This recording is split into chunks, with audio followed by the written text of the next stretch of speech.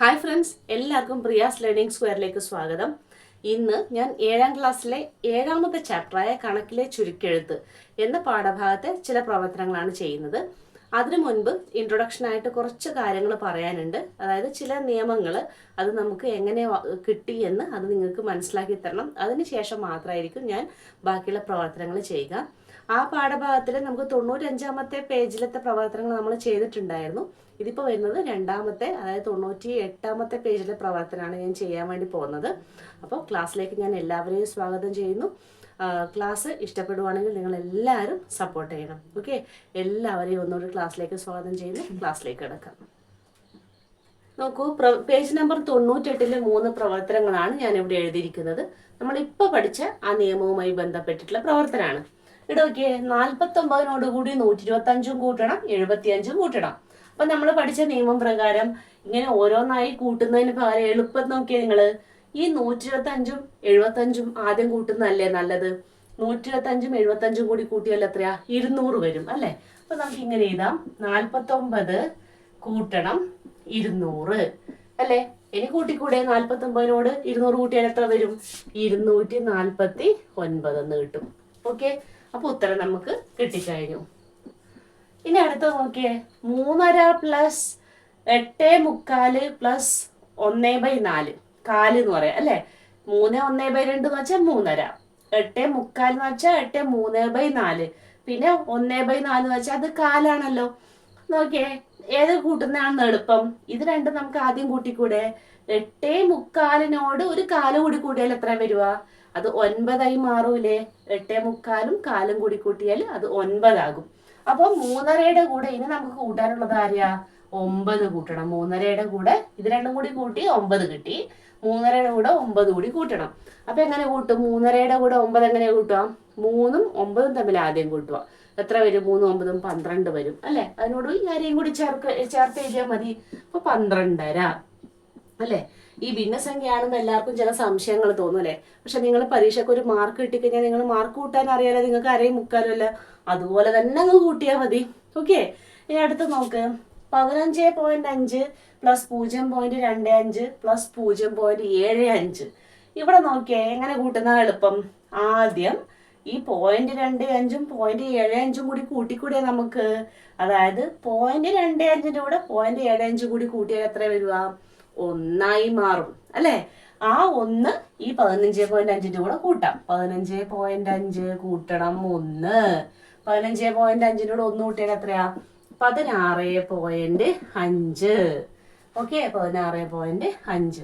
ഇനി ഇങ്ങനെ കൂട്ടിയിട്ട് ഇതെങ്ങനെ 1 വന്നു അറിയാത്തവരുണ്ടെങ്കിൽ ഒന്ന് നോക്കുക. 0.25 പ്ലസ് 0.75 ആണല്ലോ നമുക്ക് കൂട്ടേണ്ടത്. ഇവിടെയാണ് ഞാൻ പറയുന്നത്, ഇവ രണ്ടുമാണല്ലോ കൂട്ടേണ്ടത്. അപ്പൊ എങ്ങനെ കൂട്ടും? 5ഉം 5ഉം തമ്മിൽ കൂട്ടി 10, 10-ന് 0, ബാക്കി 1. പിന്നെ 2 1 3, 7 3 10-ന് 0, ബാക്കി 1. അത് ഇവിടെ ഇട്ടു. ഈ പോയിന്റ് അതേപോലെ താഴെ ഇട്ടു. പിന്നെ ഈ 1 താഴെ, 1-ന്റെ കൂടെ 0 കൂട്ടിയാൽ 1 തന്നെ. അപ്പൊ 1.00 എന്ന് പറഞ്ഞാൽ അതിന് അർത്ഥം എന്താ? 1.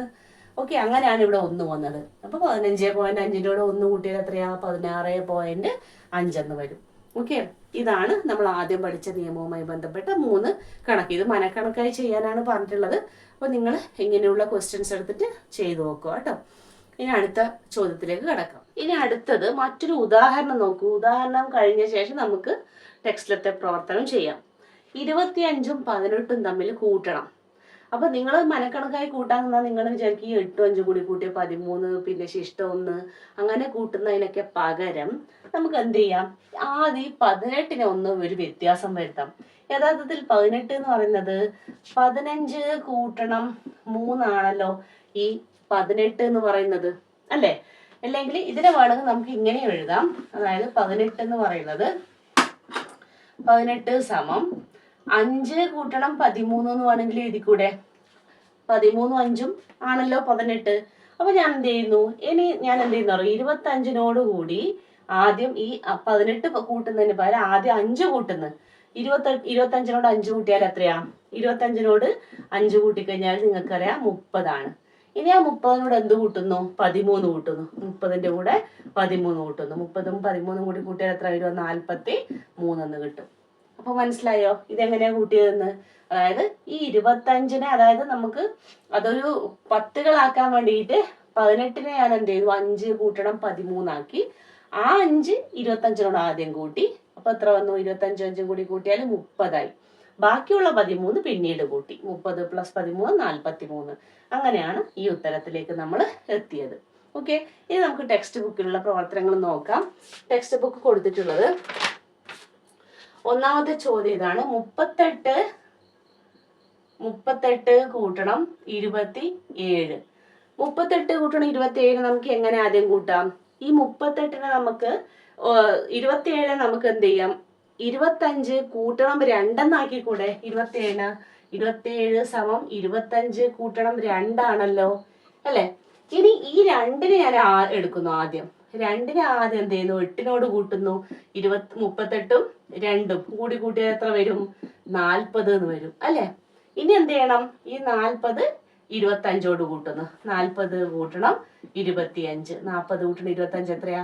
65 വരും. ഓക്കെ, ഇതാണ് നിങ്ങളുടെ ടെക്സ്റ്റ് ബുക്ക് തന്ന ഒരു ചോദ്യം. അപ്പോൾ 38 27 തമ്മിൽ കൂട്ടാൻ 27 ആദ്യം 25 കൂട്ടണം 2 ആക്കി. അപ്പോൾ നിങ്ങൾക്ക് ചിലർക്ക് തോന്നുന്നുണ്ട് എന്തിനാണ് ഈ 25 കൂട്ടണ 2 ആക്കിയത്? കാരണം ഈ 8ഉം ഈ 2 കൂടി കൂട്ടിയാൽ 10 ആയില്ലേ? അപ്പൊ 40 ആയില്ലേ? 40നോട് പിന്നെ ബാക്കി കൂട്ടാൻ എളുപ്പമല്ലേ? അതിനു വേണ്ടിയിട്ട് മാത്രമാണ് അങ്ങനെ ചെയ്തത്. ഇനി അടുത്ത കണക്ക് നോക്കാം. എന്താണ് എഴുതുന്നത്? 136 കൂട്ടണം 64. നോക്കാം. 136 കൂട്ടണം 64.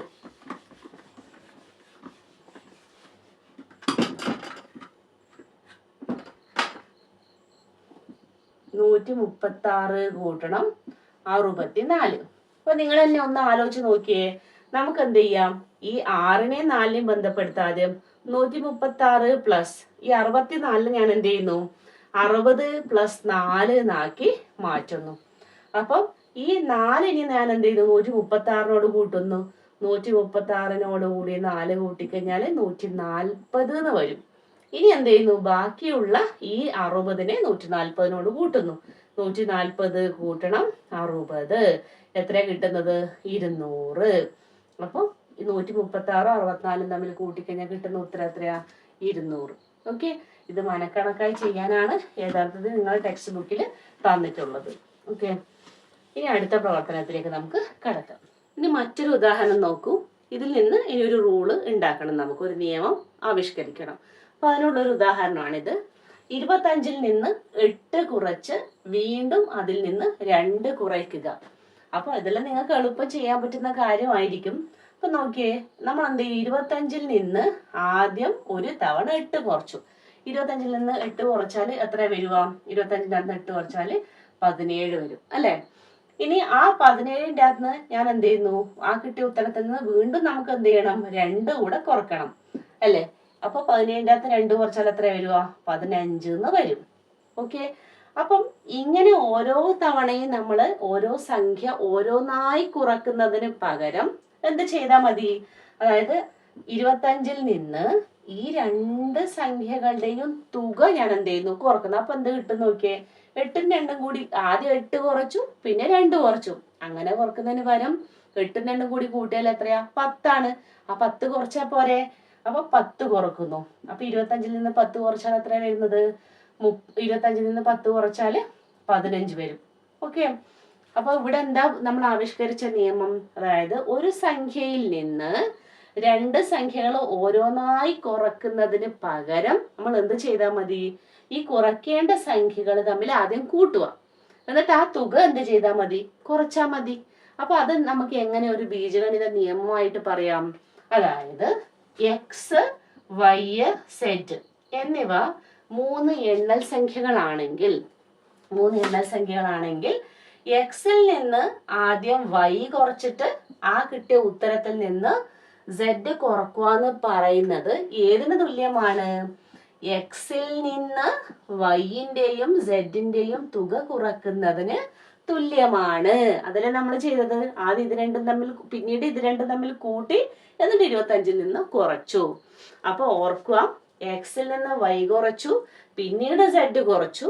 അപ്പോൾ അങ്ങനെ ചെയ്യുന്നതിന് പകരം നമുക്ക് എന്ത് ചെയ്താൽ മതി? y-യും z-ഉം തമ്മിൽ ആദ്യം കൂട്ടുക, എന്നിട്ട് ആ തുക എക്സിൽ നിന്ന് കുറച്ചാൽ മതി.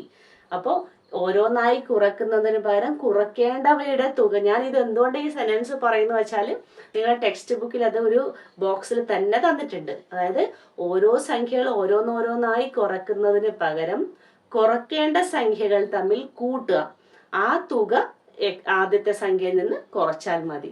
അപ്പോൾ അതൊരു നിയമമായിട്ട് നമുക്ക് ഇങ്ങനെ എഴുതാം. അപ്പോൾ നിങ്ങൾ എല്ലാവരുടെയും നേരത്തെ നമ്മൾ എഴുതിയ നിയമത്തിൽ നിങ്ങൾ കണ്ടിട്ടുണ്ടാവും, എക്സ് കൂട്ടണം വൈ എന്നൊരു ബ്രാക്കറ്റിൽ ഇട്ടിട്ട് പിന്നീട് സെഡ് പുറത്ത് കിടക്കുന്നുണ്ടാകും. അതേപോലെ ഇങ്ങനെ എഴുതിയിട്ട് എക്സ് കൂട്ടണം വൈ പ്ലസ് സെഡ് എന്നിങ്ങനെ നമ്മൾ എഴുതിയിട്ടില്ലേ? അപ്പൊ ഈ ബ്രാക്കറ്റ് കാണുമ്പോൾ നിങ്ങൾക്ക് സംശയം തോന്നുന്നുണ്ട്, എന്തിനാണ് ഈ ബ്രാക്കറ്റ് എന്ന് അല്ലേ? ഈ ബ്രാക്കറ്റ് സൂചിപ്പിക്കുന്നത് ആദ്യം നമ്മൾ ചെയ്യുന്ന ക്രിയയാണ്. ഏതാണ് നമുക്കിങ്ങനെ തന്നു കഴിഞ്ഞാൽ നിങ്ങൾക്ക് ചിലപ്പോൾ ഇങ്ങനെ എക്സ് വൈ സെഡിന് പകരം സംഖ്യകളാണ് തരുന്നത് ഇരിക്കട്ടെ. അപ്പൊ സംഖ്യകൾ ചിലപ്പോൾ തന്നു കഴിഞ്ഞാൽ നിങ്ങൾ എങ്ങനെ ആ ക്രിയ ചെയ്യും? ബ്രാക്കറ്റിനുള്ളിലുള്ളത് നിങ്ങൾ ആദ്യം ചെയ്യാം. അതായത് ഇവിടെ ബ്രാക്കറ്റിൽ ആരൊക്കെയാ ഉള്ളത്? എക്സ് കുറക്കണം വൈ ആണല്ലോ, അതിന്റെ ഉത്തരം ആദ്യം കണ്ടുപിടിക്കുക, എന്നിട്ട് സെഡ് കുറക്കുക. അതാണ് ബ്രാക്കറ്റ് കൊണ്ട് ഉദ്ദേശിക്കുന്നത്. ഇവിടെ കൊടുത്താലോ വൈ കൂട്ടണം സെഡ് ബ്രാക്കറ്റിലല്ലേ, അപ്പൊ ആദ്യം നിങ്ങൾ ഏതിനാണോ ഇമ്പോർട്ടൻസ് കൊടുക്കേണ്ടത്? ബ്രാക്കറ്റിന്റെ ഉള്ളിൽ എന്താണോ അവ തമ്മിലുള്ള ക്രിയ ആദ്യം ചെയ്യുക, പിന്നീട് പുറത്തെ സംഖ്യയിൽ നിന്ന് അത് കുറയ്ക്കേണ്ടത്. മനസ്സിലായോ? അപ്പൊ ബ്രാക്കറ്റ് സൂചിപ്പിക്കുന്നത് ആദ്യം ചെയ്യേണ്ടത് ക്രിയ ഏത്, ആദ്യത്തെ ക്രിയ ഏതാണ്, അല്ലെ ആദ്യം ചെയ്യേണ്ടത്, അതാണ് ബ്രാക്കറ്റിനുള്ളിൽ കൊടുക്കുക. ഓക്കെ, അപ്പൊ നമുക്ക് ഇങ്ങനെ ഒരു നിയമം കിട്ടിക്കഴിഞ്ഞു. ഇനി ഇതുമായി ബന്ധപ്പെട്ട പ്രവർത്തനങ്ങൾ എന്തൊക്കെയാണ് ടെക്സ്റ്റ് ബുക്ക് തന്നെ നമുക്ക് നോക്ക്. 135 മൈനസ് 73 മൈനസ് 27, അതായത് 135 നിന്ന് 73 കുറക്കണം, പിന്നീട് 27 കുറക്കണം. അപ്പൊ ഞാൻ പറഞ്ഞു ഓരോന്നായി ഇങ്ങനെ കുറക്കുന്നതിന് പകരം നമുക്ക് എന്ത് ചെയ്താൽ മതി? അതായത് ഇവിടെ പറഞ്ഞു ഇതിൽ നിന്ന് ഇത് കുറച്ച് പിന്നീട് ഇത് കുറക്കുന്നതിന് പകരം കുറയ്ക്കേണ്ട സംഖ്യകൾ തമ്മിൽ ആദ്യം കൂട്ടുക, എന്നിട്ട് ആ തുക ഇതിൽ നിന്ന് കുറച്ചാൽ പോരെ. അപ്പൊ നമുക്കിതിനെ ഈ ബ്രാക്കറ്റിനെ ഞാൻ മാറ്റുവാണേ. ബ്രാക്കറ്റ് മാറ്റുന്നു, ബ്രാക്കറ്റ് ഞാൻ പൊളിക്കാൻ പോവാണ്. കേട്ടോ, ഇവിടെ 135 മൈനസ് 73 ആണല്ലോ ഈ ബ്രാക്കറ്റിനകത്തുള്ളത്. അപ്പൊ ഞാൻ നേരെ മാറ്റി ബ്രാക്കറ്റ് ആർക്ക് കൊടുത്തു? 73 27 കൊടുക്കുന്നു. അപ്പൊ ഇവിടെ എന്ത് വരുന്നു നോക്കിയേ, ഇവിടെ എന്ത് വരണം? Y plus zed. ഇത് ഓരോ തവണ കുറക്കുന്നതിന് പകരം 73 27 തമ്മിൽ കൂട്ടുക, അവയുടെ തുക കുറച്ചാൽ മതി. നമുക്ക് നോക്കാം എന്തായിരിക്കും ഉത്തരം വരിക. 135 മൈനസ് 73 27 നമുക്ക് കൂട്ടാലോ. കൂട്ടിക്കഴിഞ്ഞാൽ എത്ര ഉത്തരം വരുന്നത്? 100 വരും അല്ലെ. 135 നിന്ന് 100 കുറച്ചാൽ ഉത്തരം എത്രയാ? 35. ഓക്കെ, ഇനി അടുത്തത് നമുക്ക് നോക്കാം. ഇതേപോലെ തന്നെ നമുക്ക് ഇവിടെയും ചെയ്യാം. ഇവിടെ 37 കുറക്കണം 1/2 കുറക്കണം 1/2. അപ്പൊ ഓരോ തവണ ഓരോന്ന് കുറക്കുന്നതിന് പകരം നമ്മളെ നിയമപ്രകാരം എന്ത് ചെയ്താൽ മതി? 37 നിന്ന് ഇവയുടെ തുകകൾ കുറച്ചാൽ മതി. 1/2 കൂട്ടണം 1/2 സമം എന്ത് വരും? 37 കുറക്കണം 1/2യുടെ കൂടെ 1/2 കൂട്ടിയാൽ എത്രയാ? 1/2യും 1/2യും എത്രയാ? 2ആയി മാറി അല്ലെ. 37 കുറക്കണം 2 35 ആണ് നമുക്ക് കിട്ടിയ ഉത്തരം. ഇനി അടുത്തത് നോക്കൂ. 298 കുറക്കണം 4.5 കുറക്കണം 3.5. അവിടെ നമ്മൾ എന്ത് ചെയ്യുന്നു? 298 കുറക്കണം, ഓരോന്ന് കുറക്കുന്നതിന് പകരം ഇവയുടെ തുകകൾ കുറച്ചാൽ മതി. അപ്പം 4.5 കൂട്ടണം 3.5. അപ്പൊ എത്ര വരും? 298 കുറക്കണം 4.5 3.5 കൂടി കൂട്ടിയാൽ എത്രയാ? ആ കൂട്ടാൻ അറിയാത്തവർക്ക് വേണ്ടിയിട്ട് ഞാൻ ഇവിടെ കൂട്ടുവാണ്. 4.5 3.5. ആദ്യം പോയിന്റിന് ശേഷമുള്ള സംഖ്യകൾ കൂട്ടണം. 5 5 കൂടി കൂട്ടിയാൽ 10, 10ന് 0, ബാക്കി 1, പോയിന്റ് താഴ്ത്തി എഴുതുക. 4 1 5 5 3 8. 8.0 എന്ന് വെച്ചാൽ 8 തന്നെ. ഇനി 298 നിന്ന് 8 കുറക്കണം. എത്ര വരുമോ? 298ന്റെ അകത്ത് 8 കുറച്ചാൽ എത്രയാ? 290. അപ്പൊ ഇതാണ് ഉത്തരമായിട്ട് വരിക. ഓക്കെ, ഇനി മറ്റൊരു 3 പ്രോബ്ലം കൂടി ഉണ്ട്. ഇത് മായ്ച്ച ശേഷം ഞാൻ അത് എഴുതാം. ഇനി അടുത്തൊരു ഉദാഹരണം നോക്ക്. ഇത് നിങ്ങളുടെ ടെക്സ്റ്റ് ബുക്ക് തന്ന 2 പ്രവർത്തനമാണ്. ഇത് ഒരു ഉദാഹരണം. ഇതിൽ നിന്ന് നമുക്ക് ഇത് ഉപയോഗിച്ച് നമുക്ക് ഇത് ചെയ്യാം. 500ന്റെ അകത്ത് നിന്ന് 201 കുറക്കണം. മനക്കണക്കായിട്ട് നിങ്ങളോട് ചെയ്യാനാണ് ടെക്സ്റ്റ് പറഞ്ഞിട്ടുള്ളത്. അപ്പം നിങ്ങൾ സാധാരണ രീതി നിങ്ങൾ എന്ത് ചെയ്യും? 500 കുറക്കണം 201 താഴെ എഴുതിയിട്ട് നിങ്ങൾ ഈ കടം എടുത്തിട്ടെല്ലാം കുറക്കും. അങ്ങനെയൊന്നും ചെയ്യണ്ട. എന്ത് ചെയ്താൽ മതി? ഈ 201 എന്ന് പറയുന്നത് 200 കൂട്ടണം 1 അല്ലേ. അപ്പം 500ന്റെ അകത്തുനിന്ന് 201 കുറക്കുക എന്ന് പറഞ്ഞാൽ ആദ്യം നമുക്ക് എന്ത് ചെയ്യാം, 500ൽ നിന്ന് ആദ്യം 200 കുറക്കാം. 500ന്റെ അകത്ത് 200 കുറച്ചാൽ എത്രയാ, 300 വരും. ആ 300ന്റെ അകത്ത് ഇനി എന്ത് ചെയ്യണം, ബാക്കിയുള്ള ഒന്നുകൂടി കുറച്ചാൽ പോരെ. 300ന്റെ അകത്ത് 1 കുറച്ചാൽ എത്ര വരിക, 299. അപ്പൊ നിങ്ങൾ ഇങ്ങനെ കടമെടുത്തിട്ടൊന്നും വേറെ മാറ്റി ചെയ്യേണ്ട ആവശ്യമില്ല, ജസ്റ്റ് ഒന്ന് ആലോചിച്ച് ചെയ്താൽ മതി. ഓക്കെ. അപ്പൊ ഇനി അടുത്ത നോക്ക്, 78 - 29 എങ്ങനെ കുറക്കും? 78ൽ നിന്ന് 29 കുറക്കുന്നതിന് പകരം ആദ്യം 29ന് 1 മാറ്റാൻ നോക്കിയേ നിങ്ങൾ. 29ന് നമുക്ക് 28 കൂട്ടണം 1 എന്നാക്കിക്കൂടെ അല്ലെ? അപ്പം 29 കുറക്കാന്ന് പറയുമ്പോ ആദ്യം 28 കുറച്ചിട്ട് പിന്നീട് 1 കുറക്കാം നമുക്ക്, അതല്ലേ എളുപ്പം. അപ്പൊ 78ൽ നിന്ന് ഞാൻ ഇങ്ങനെ ചെയ്യുന്നു. 78ന്റെ അകത്തുനിന്ന് ആദ്യം ഞാൻ എന്ത് ചെയ്യുന്നു, 29 ഞാൻ മാറ്റുന്നേ, 28 + 1 ആക്കി.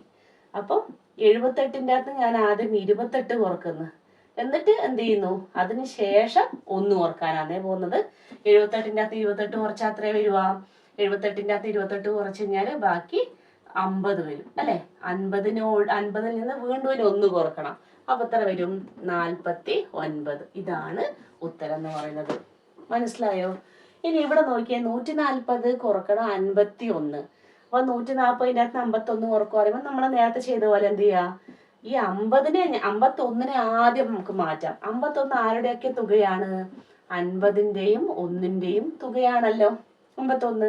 അപ്പൊ 50 1 ഇത് ഇങ്ങനെ 51 കുറക്കുന്നതിന് ആദ്യം ഞാൻ 50 കുറക്കുന്നത്. 140ൽ നിന്ന് ആദ്യം ചെയ്യുന്ന ക്രിയ ബ്രാക്കറ്റിൽ എഴുതി. ഓക്കെ. വീണ്ടും പിന്നെ എന്ത് ചെയ്യണം, ഒന്നുകൂടി കുറക്കാനുണ്ട്.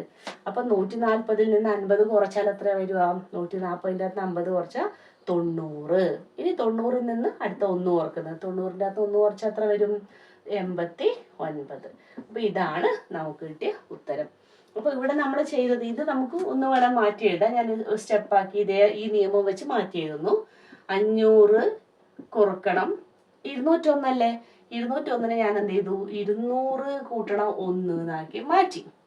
ഇനിയോ 500ന്റെ അകത്തുനിന്ന് 201 കുറക്കുന്നതിന് വരെ ആദ്യം 200 കുറക്കാം നമുക്ക്. 500ൽ നിന്ന് 200 കുറച്ചു. എന്നിട്ട് നമ്മൾ വീണ്ടും ഇനി എന്ത് ചെയ്യണം, അതിൽ നിന്ന് ഒന്നുകൂടി കുറക്കണ്ടേ. അപ്പം 500ന്റെ അകത്ത് 200 കുറച്ചാൽ 300, 300ന്റെ അകത്ത് വീണ്ടും 1 കുറച്ചാൽ 299. ഓക്കെ. അതായത് നമ്മൾ നേരത്തെ പഠിച്ചത്, അതായത് ഈ നിയമത്തിന് നേരത്തെ നമ്മൾ ഇങ്ങനെയായിരുന്നു ആ നിയമം പറഞ്ഞത്. അതായത് എക്സിൽ നിന്ന് y കുറച്ചിട്ട് പിന്നീട് z കുറക്കുന്നതിന് പകരം എക്സിൽ നിന്ന് വൈന്റെയും സെഡിന്റെയും തുക കുറച്ചാൽ മതി എന്നാണ് നമ്മൾ അതുപയോഗിച്ച് ആദ്യത്തെ കണക്ക് ചെയ്തു. രണ്ടാമത് എങ്ങനെ ചെയ്തു, അതായത് ഈ രൂപത്തിൽ നിന്ന് നമ്മൾ ഇതിലേക്കാക്കി മാറ്റിയിട്ടാണ് നമ്മളിപ്പോൾ ഈ രീതിയിൽ കണക്ക് ചെയ്തത്. അപ്പൊ 2 രീതിയിൽ നമുക്ക് എന്ത് ചെയ്യാം, നമ്മുടെ സൗകര്യാർത്ഥം ഇത് മാറി മാറി ഈ റൂള് നമുക്ക് ഉപയോഗിക്കാം. അപ്പോൾ നമ്മൾ ഇന്നിപ്പോൾ ചെയ്ത ഈ കണക്കുകളൊക്കെ പേജ് നമ്പർ 98ലെ പ്രവർത്തനങ്ങളാണ്. അപ്പോൾ ഇന്ന് ഈ ക്ലാസ് ഇവിടെ ഞാൻ നിർത്തുവാണ്. ഇനി അടുത്ത ക്ലാസ്സിൽ വീണ്ടും കാണാം. ക്ലാസ് ഇഷ്ടപ്പെടുവാണെങ്കിൽ എല്ലാവരും ഇത് ലൈക്ക് ചെയ്യണം, ഷെയർ ചെയ്യണം, സബ്സ്ക്രൈബ് ചെയ്യണം. Okay, thank you.